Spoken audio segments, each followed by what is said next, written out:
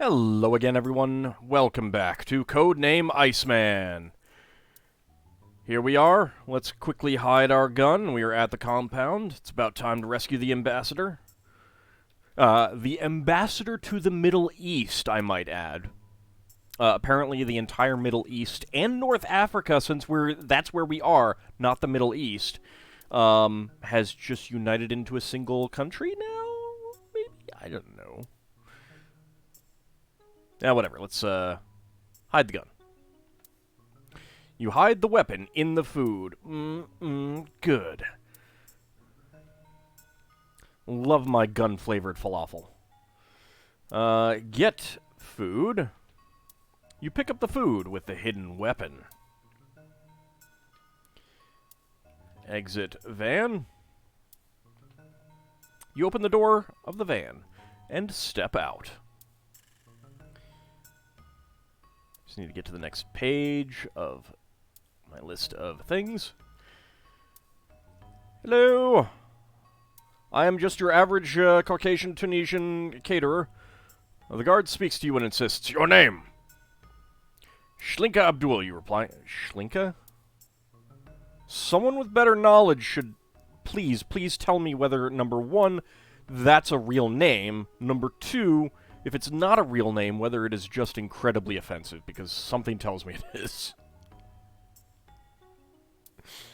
And if it is, I'm very sorry. Let me check your pockets. Okay, Abdul, he says, bring the food inside. I got some delicious food. After entering the room, the second guard stands near the seated ambassador. You start to perspire as you think to yourself, I'm gonna have to move fast for sure. Look room. You see nothing special. Really? Really? Nothing special at all.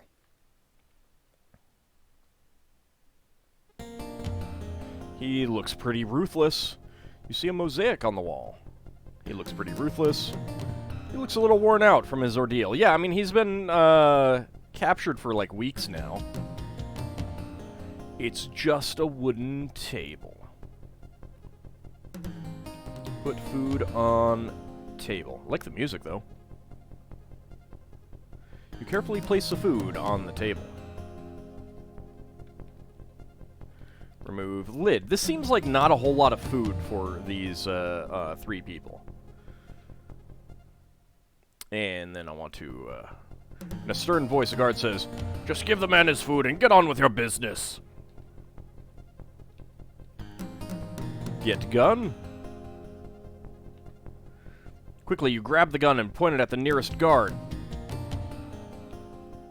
Shoot guard. I think I just got killed. You don't have a weapon handy. Oh. Due to your slow reaction time, the guard fires his automatic weapon at you and fills you full of holes.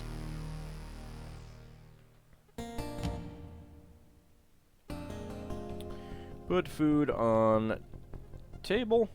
I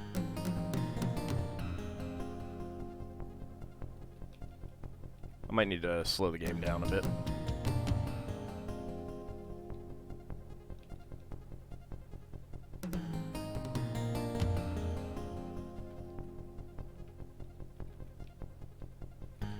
Shoot guard and be ready for an F3. There we go. Ah, shoot. Let's try that again, because I passed through something. Besides, we get the better music. This is really good music.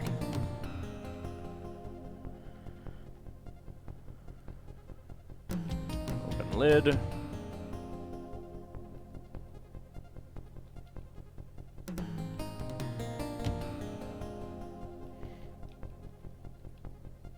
Shoot guard. There we go.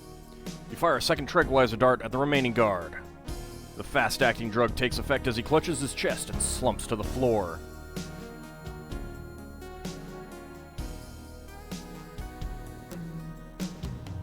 Let's get stuck on their bodies. Untie ambassador. So he tries to figure out how to get around him. You call him the ambassador as you explain to him your identity. Well, yes, I kind of realized that when you took out those 2 guards. Oh my god, man, you don't know how happy I am to see you. Well, I had started to get, friendly with these guys, you know, learn about their children and everything like that. Let's go ahead, and he continues. I was beginning to think this day would never come. Truly, he says, you are a real American hero, just like G.I. Joe. Change clothes. Oh yeah, let's get some more undies.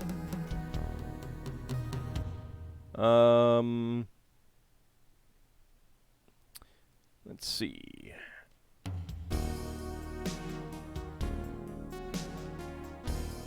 Let's look guard. Even unconscious, he looks pretty tough. You notice he's wearing a ring with a KGB symbol. So, you think our friends the Russians are in on this. Oh my. The ambassador screams, "Watch out for the guard!" While you were wasting time, one of the guards revived and took your life. Okay. Should have saved earlier. Put food on table.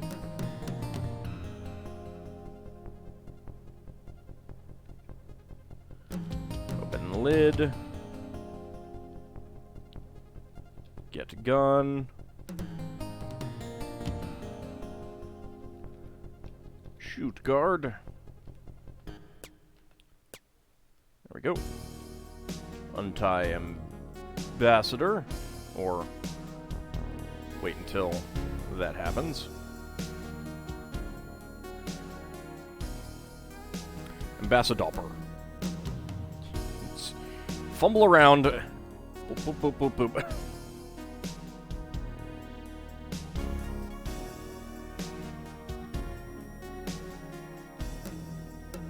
Change clothes.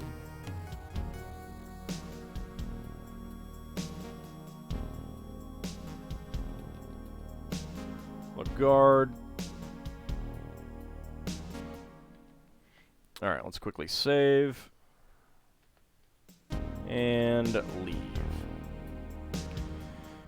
Alright, now I know that the next thing is going to be a somewhat complex thing.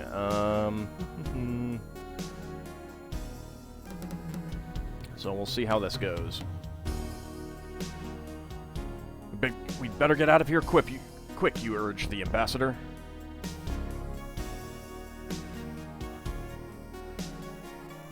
Halt, the guard screams. I shall now kill you both, the guard shouts. Hey! The agent reacts just in time, saving the lives of both you and the ambassador. Stacy! What did I ever do without you? You shout. Everyone into the car. And vroom, let's go. Oh god.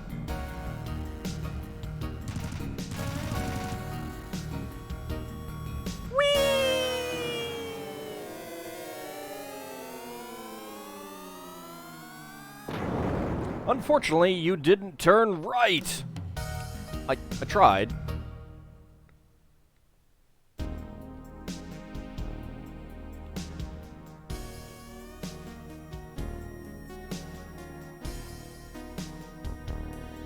Alright, let's do this again.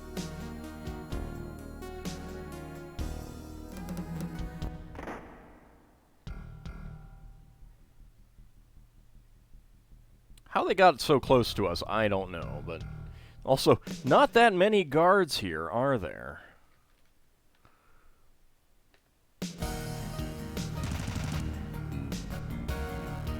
So you can skip this. I was doing right. I was turning. So I kind of want to maintain my speed here. There we go. There we go. There we go. I like how they're not shooting the helicopter. After stopping, the three of you hurriedly exit the van and climb into the helicopter. Phew, you say as you draw a deep breath. After narrowly escaping the terrorists, you find yourself safely en route to the USS Saratoga.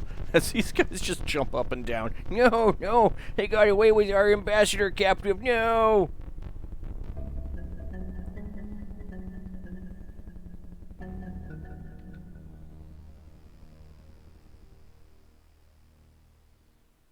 Okay.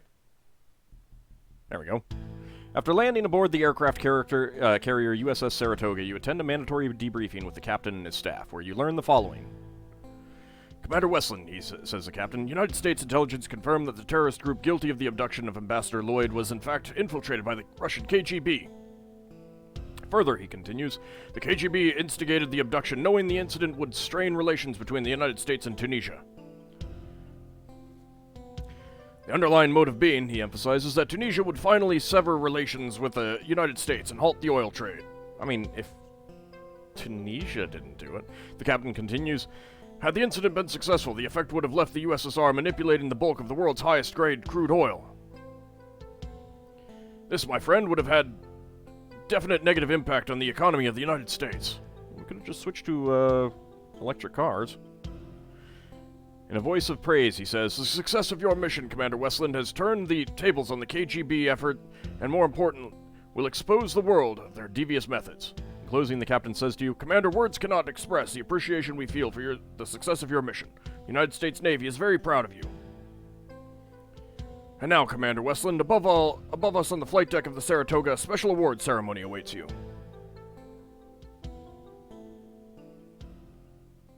I have missed some points.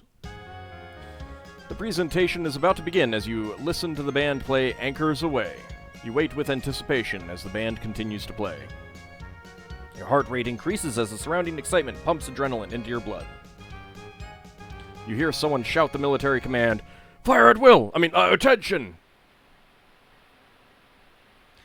With military discipline, you come to attention with the rest of the ranks.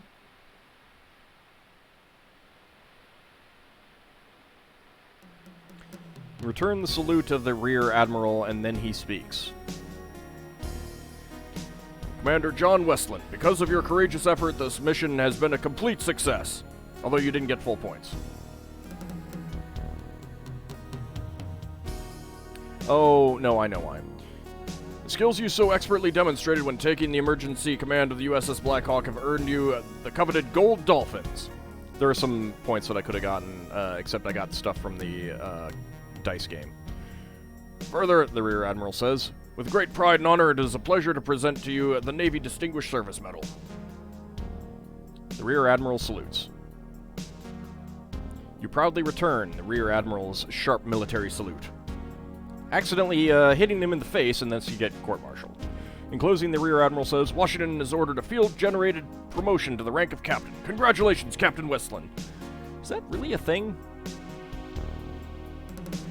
It's true love for sure, as our hero tenderly kisses Stacy.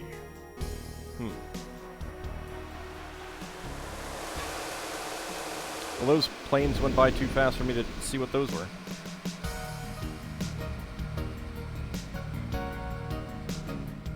And that was codename Iceman. So yeah, if you didn't have the electronic device, there was a cave you could have gone to get some more points, and I didn't do that. So that's why I'm not at full points.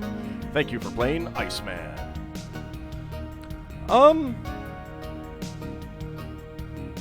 Overall, it's not a bad game, but it's also not a good game either. But a big part of that is the kind of arcade segments. I think that's kind of what they should be called. Having to drive the submarine and stuff like that. I kind of think that there should be a helmsman, and rather than having you drive it yourself, you should act as commander and say, dive at the appropriate time, deploy countermeasures at the appropriate time, tell them to fire at the appropriate time, rather than you actually doing it yourself. I think that would have been a lot better, and a lot more interesting, and I think it would have felt a little bit more realistic, because I don't think the XO is the one who pilots the sub. I believe there are helmsmen for that. And they're trained at that. Also, I mean, like, literally, I did everything except operate... Well, I mean, I even kind of operated the sonar. But I didn't do the radio. That's what I didn't do. Everything else I did. I swear. Yeah, so there were some points that I didn't get because I didn't end up using the flares. There was a maze that I could have gone through, but because I won that electronic device in the dice game, I didn't need to do that. But that also means that I didn't get as many points as I could have, which I kind of feel like they should have blocked off the other path and given you the equivalent points for winning the dice, for getting that device in the dice game. But, oh well.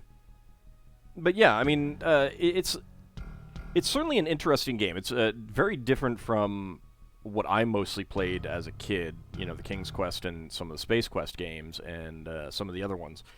There really wasn't a whole lot of actual humor. There was a heck of a lot more humor in the deaths in the Colonel's Bequest, which was one of the really nice things about that. I mean, and I like that game for a lot of reasons. It has its flaws, too. I think the story in this one needs to be refined as well. But to a certain extent, like, let's kind of face it, the stories in these games weren't all that detailed. I mean, they'd make a couple pages of a text, it's really more about the procedure of doing things than actually, than the actual story. Late 80s, early 90s, simpler time and everything like that. Yeah, there's a lot that I would have changed. It is a shame that they didn't go ahead and make Codename Phoenix. I think if they looked at what didn't work in this game and did that, I think that would have been pretty successful. I imagine that Codename Phoenix would have been more about Air Force and like getting a plane or doing something with a plane, because a Phoenix is a bird. But I don't know if they ever got past the early planning stages of that when they canceled it. But it's a shame. But I mean, overall, it's certainly an interesting experience. I'm glad that I finally got around to actually playing it. There's a lot of really nice artwork in this, and good music. I mean, one of the nice things about this game was the music. Like, one of the top-notch things. I've certainly complained enough about the contextual looking. I really do feel that when you enter a room and you do look, it should give you the room description. Especially when you're so often not entering a room, and it doesn't accept look area. Why doesn't it accept look area? The text parser definitely had a much smaller lexicon, which is a shame. But I had a good time, despite my poor piloting of the sub. Admittedly, I'd never done it before, so it is kind of understandable that I would have serious problems with that. It is a thing that requires a lot of practice. It's extremely finicky. It's also tied to the cycle speed and the game speed. So there's, again, like that whole... All of those sections needed a complete revamp. Just a complete revamp. I don't know how it got past the QA stage. But, what's done is done. Anyway, I hope you guys enjoyed Codename Iceman. I did, and when we come back next time, we'll have a different game to play. See you then, everyone.